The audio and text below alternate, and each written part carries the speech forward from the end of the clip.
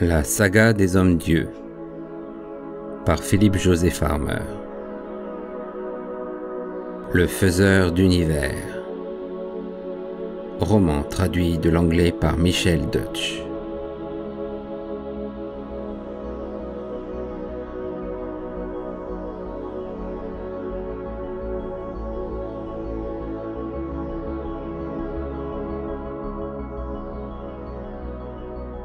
Chapitre 5. Wolf se lança à l'assaut de la paroi et ne s'arrêta pour se retourner qu'au bout d'1 heure d'ascension. Le grand corps blanc de l'Histoictus n'était plus qu'un mince et pâle filament sur lequel on apercevait un minuscule point noir, Ipsewas. Bien qu'il sût que le zébride ne pouvait le voir, Wolf agita le bras dans sa direction et se remit à grimper. 1 heure encore s'écoula avant qu'il atteigne un escarpement sur la face même de la falaise. Au sortir du fjord, la lumière l'éblouit. La montagne était toujours aussi haute et la progression aussi difficile. Difficile, sans plus. Il n'y avait là aucune raison de se réjouir. Ses mains et ses pieds étaient en sang. Il était épuisé. Tout d'abord, il se dit qu'il allait passer la nuit sur cette corniche, mais il changea d'avis. Autant profiter du reste du jour pour faire le plus de chemin possible. Ipsewas avait-il raison de penser que les Goa'uld avaient suivi le même itinéraire? Selon le zébrille, il en existait d'autres, mais ils étaient plus éloignés. Jusqu'à présent, Wolf n'avait pas vu de traces des monstres. Pourtant, cela ne signifiait pas forcément qu'ils avaient pris une autre route, si l'on pouvait appeler route cette paroi verticale et rugueuse. Quelques minutes plus tard, le terrien arriva devant l'un des nombreux arbres enracinés dans la roche même. Un arbre rabougri, aux feuilles mouchetées de brun et de vert. Il y avait tout autour des coquilles vides et des trognons de fruits. Quelqu'un s'était arrêté là, peu de temps auparavant, pour se restaurer. Wolf acquit une énergie nouvelle. Il y avait encore assez de pulpe sur ces vestiges de fruits pour apaiser quelque peu les tiraillements de son estomac et le désaltérer. Il grimpa pendant 6 jours et se reposa pendant 6 nuits. La vie n'était pas absente du rempart à pic qu'il escaladait. Des arbrisseaux et d'épais buissons poussaient sur les entablements de roc, jaillissaient des cavernes et des crevasses. Des oiseaux de toutes sortes et des foules de petits animaux abondaient qui se nourrissaient de baies et de noix ou s'entre-dévoraient. Il tua des oiseaux à coups de pierre et les mangea crus. Il tailla un silex pour en faire un couteau grossier mais tranchant, avec lequel il façonna un épieu composé d'une branche se terminant par un autre fragment de silex acéré. Il maigrissait, ses mains, ses pieds et ses genoux se couvraient d'un cale épais et dur. Sa barbe poussait. Au matin du 7e jour, il fit le point. Il devait se trouver au moins à 3600 mètres au-dessus du niveau de la mer. Pourtant, l'air n'était ni plus raréfié, ni plus froid qu'au pied de la montagne. Et cette mer, qui devait faire 300 kilomètres d'une rive à l'autre, semblait n'être qu'un large fleuve. Au-delà, c'était le pourtour du monde, le jardin qu'il avait quitté pour se lancer à la poursuite de Chryséis et des Goa'uld. Le jardin avait l'épaisseur d'un poil de moustache de chat. Après lui, il n'y avait plus rien que le ciel vert. Le 8e jour, à midi, Wolf tomba sur un serpent en train de dévorer le cadavre d'un Goa'uld. Long de 12 mètres, le reptile était ponctué de losanges noirs et de sceaux de Salomon écarlates. Des pieds dépourvus de jambes et dont l'aspect humain était troublant garnissaient ses flancs. 3 rangées de dents de requin hérissaient ses mâchoires. Wolf attaqua hardiment le monstre, car un poignard était déjà fiché dans la chair de celui-ci et le sang suintait de la blessure. Le serpent poussa un sifflement, déroula ses anneaux et battit en retraite.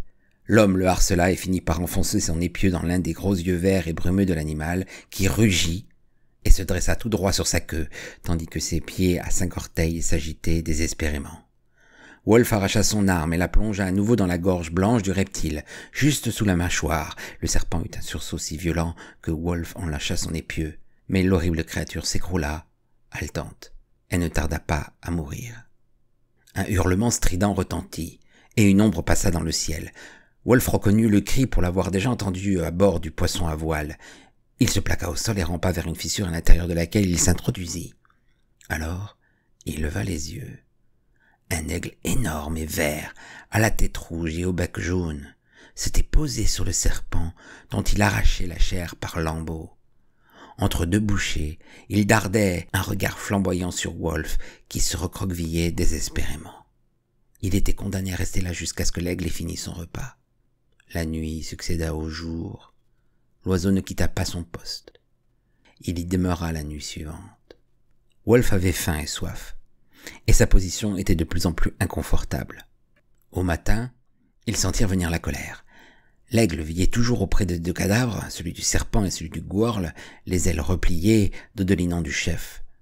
S'il était endormi, c'était le moment de lui fausser compagnie.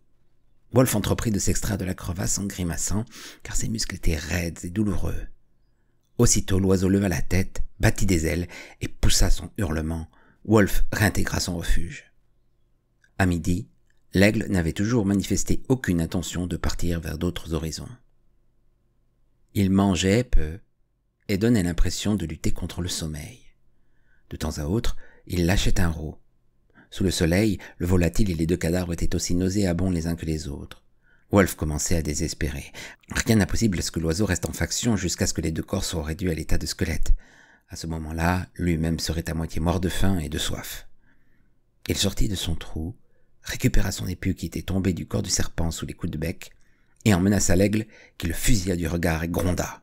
Wolf répondit par un cri de défi et recula lentement, tandis que l'oiseau avançait sans hâte par petits bonds en se dandinant. Soudain, Wolf s'arrêta, lança à nouveau son cri de guerre et se rua en avant. L'animal, surpris, fit un saut en arrière et ulula. Wolf répéta la même manœuvre prudente. Cette fois, son adversaire ne fit pas mine de vouloir le poursuivre. Ce ne fut que lorsque la courbe de la montagne le dissimula aux yeux du rapace que Wolf reprit son ascension, s'efforçant de localiser les infractuosités de roc où il pourrait se jeter si jamais l'oiseau revenait à la charge. Mais aucune ombre inquiétante ne passa dans le ciel. De toute évidence, l'aigle avait seulement cherché à préserver ses provisions de bouche. Au milieu de la matinée du lendemain, Wolf rencontra un second gworl qui, une jambe abîmée, était assis, adossé au tronc d'un petit arbre. Une douzaine de bêtes ressemblant à des veras, au corps rouge et fuselé, les pieds munis de sabots, faisaient cercle autour de lui en grondant tandis que l'éclopé les menaçait de son poignard. Parfois l'une d'elles chargeait, mais s'arrêtait à distance respectueuse de la lame. Wolf monta sur un bloc de rocher et commença de bombarder les carnassiers à coups de pierre. Au bout d'1 minute, il regrettait d'avoir ainsi attiré leur attention sur lui. Les animaux se lançaient à l'assaut de l'éboulis et l'on eût dit que c'était pour eux un véritable escalier. Grâce à son épieu, il réussit quand même à les repousser, la pointe de silex s'enfonçait dans leur cuir coriace, mais pas suffisamment pour les mettre sérieusement à mal. Les carnivores tombaient sur la plateforme et se précipitaient de nouveau à l'assaut, faisant grincer leurs crocs en forme de défense. À un moment donné, il s'en fallut de peu que Wolf n'ait le pied sectionné.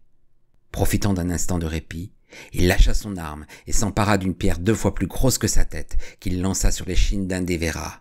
Le monstre hurla et essaya de s'éloigner tant bien que mal. Il avait l'arrière-train paralysé.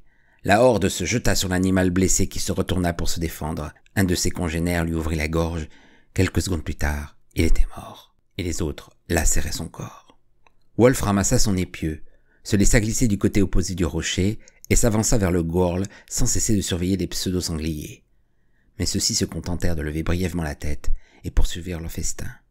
Voyant le terrien s'approcher, le gworl émit un grondement et pointa son poignard. Wolf s'arrêta assez loin pour pouvoir esquiver l'arme si le monstre s'avisait de la lancer. Un éclat d'os saillait sous le genou abîmé du gworl. Ses yeux, sous l'épais bourrelet cartilagineux de son front bas, étaient vitreux. Wolf eut une réaction imprévue. Il était persuadé qu'il massacrerait sauvagement le premier gworl passant à sa portée. Or, il constatait qu'il éprouvait l'envie de s'entretenir avec le blessé. Il avait tant souffert de la solitude au cours de ses jours et de ses nuits d'escalade qu'il serait content de parler même avec cette ignoble créature. « Puis-je t'aider en quelque chose ?» lui demanda-t-il en grec. Le gworl émit quelques syllabes gutturales, c'était le mode d'expression de son espèce, et leva son bras armé. Wolf marcha dans sa direction et fit un brusque écart quand la lame passa en sifflant à côté de sa tête. Il se saisit du poignard et s'avança à nouveau vers le monstre tout en continuant de lui parler. L'autre gronda, mais sa voix était plus faible. Wolf se pencha pour répéter sa question. Un crachat s'écrasa sur lui. Alors, il donna libre cours à sa haine et à sa peur. Il plongea le couteau dans le cou épais du gworl qui lança plusieurs violents coups de pied dans le vide avant de mourir. Puis Wolf essuya son poignard sur le pelage noir de sa victime et fouilla dans le sac de cuir fixé à la ceinture. Il y trouva de la viande et des fruits secs, un morceau de pain brun, ainsi qu'une gourde pleine d'un liquide fort. Il était indécis quant à l'origine de cette viande, mais il avait trop faim pour faire le délicat. Quant au pain, il était presque aussi dur que du granit, mais, chose étonnante, une fois ramolli par la salive, il avait la saveur d'un gâteau. Wolf reprit son ascension. Les jours succédaient aux jours, et les gourles ne se manifestaient plus. L'air avait la même densité, la même tiédeur qu'au niveau du sol. Pourtant, Wolf estimait avoir atteint 9000 mètres d'altitude. À ses pieds, la mer n'était plus qu'un mince ruban d'argent ceinturant le monde. Cette nuit-là, le contact de petites mains duveteuses sur son corps le tira du sommeil. Il se débattit, mais elles étaient trop nombreuses et trop fortes. Certaines le maintenaient, tandis que d'autres lui liaient les poignets et les chevilles à l'aide d'une corde apparemment faite d'une matière végétale. Bientôt, il se sentit soulevé et transporté hors de la grotte où il s'était réfugié. Sous le clair de lune, il distingua des dizaines et des dizaines de bipèdes qui ne devaient pas mesurer plus de 75 centimètres. Ils étaient couverts d'un pelage gris luisant semblable à celui des souris. Et ils avaient une sorte de collerette blanche autour du cou. Leur museau sombre et aplati évoquait celui des chauves-souris, et ils avaient d'énormes oreilles pointues. Dans le plus grand silence, ces ravisseurs firent pénétrer Wolf à l'intérieur d'une autre anfractuosité qui débouchait sur une vaste caverne de 10 mètres de large et de 5 mètres de haut. Un ray de lumière filtrant d'une fissure de la voûte fit découvrir à Wolf ce que son sens olfactif lui avait fait déjà soupçonner. Un entassement d'ossements, dont certains portaient encore des lambeaux de chair putréfiée. Les bipèdes le déposèrent à côté de cette pile de déchets et se rassemblèrent dans un coin de la salle où ils se mirent à parler, ou tout au moins à gargouiller. Soudain, l'un d'eux s'approcha du captif, le contempla un moment, puis s'agenouilla, et des dents minuscules mais extrêmement pointues s'enfoncèrent dans la gorge de Wolf. Bientôt, une multitude de crocs foillèrent son corps. Tout cela s'opérait dans un silence de mort. Wolf lui-même ne disait rien, et l'on n'entendait que son souffle haletant tandis qu'il se débattait. La douleur provoquée par ces crocs qui se plantaient dans sa chair se dissipa très vite, comme si un léger anesthésique se répandait dans son organisme. Une sorte d'assoupissement l'envahit, et il cessa de lutter. Un agréable engourdissement s'emparait de lui. À quoi bon se battre pour sauver sa vie? Pourquoi ne pas mourir d'un plaisant trépas? Au moins sa mort ne serait-elle pas inutile? Il y avait de la noblesse à faire le don de soi-même à ces petites créatures, afin qu'elles puissent se remplir le ventre, afin qu'elles puissent se sentir heureuses et rassasiées pendant quelques jours. Subitement, la grotte s'illumina. À travers une brume tiède, Wolf vit les vampires se débander et s'agglutiner au fond de la salle. La lumière s'intensifia. Elle émanait d'une torche faite d'un bois résineux, derrière lequel Wolf distingua le visage d'un vieillard. Celui-ci se pencha au-dessus de lui. Il avait une longue barbe blanche, une bouche édentée, un nez en bec d'aigle, et des sourcils broussailleux se hérissaient sur ses arcades sourcilières proéminentes. Son corps décharné était enveloppé d'une tunique blanche et sale. Le bâton qu'il étreignait d'une main aux veines saillantes était incrusté d'un saphir gros comme le poing où était ciselée une harpie. Wolf voulut parler, mais il ne put que bredouiller indistinctement comme un opéré qui sort du sommeil de l'éther. Le vieillard agita son bâton, plusieurs vampires se détachèrent du groupe confus de leurs congénères et s'avancèrent entre-temps, leurs yeux obliques peureusement braqués sur le nouveau venu. Ils eurent tôt fait de libérer Wolf et de ses liens. Le terrien parvint à se mettre debout, mais il était si instable sur ses jambes que le vieil homme dut le soutenir et le guider jusqu'à la sortie de la grotte. « Vous n'allez pas tarder à vous sentir mieux, » déclara-t-il en mycénien.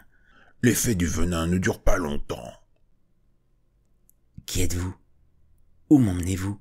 « Loin de ce danger. » Wolf médita sur cette réponse énigmatique. Lorsque son esprit et son corps eurent retrouvé leur fonctionnement normal, son Cicérone et lui avaient atteint l'entrée d'une autre caverne.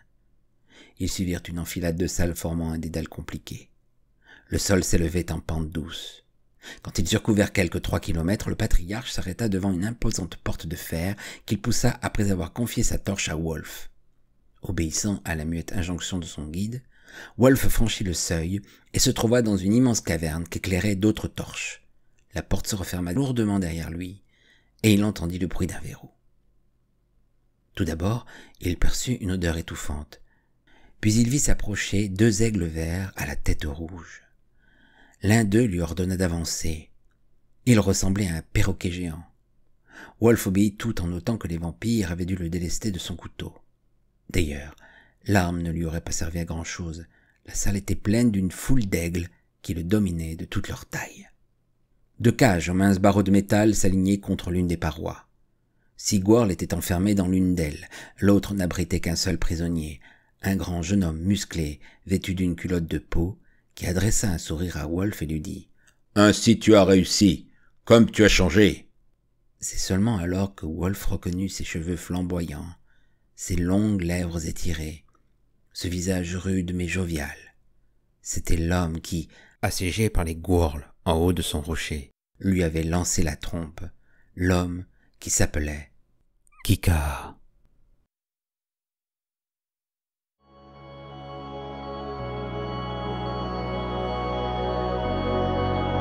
C'était Le Faiseur d'univers de Philippe José Farmer. Chapitre 5.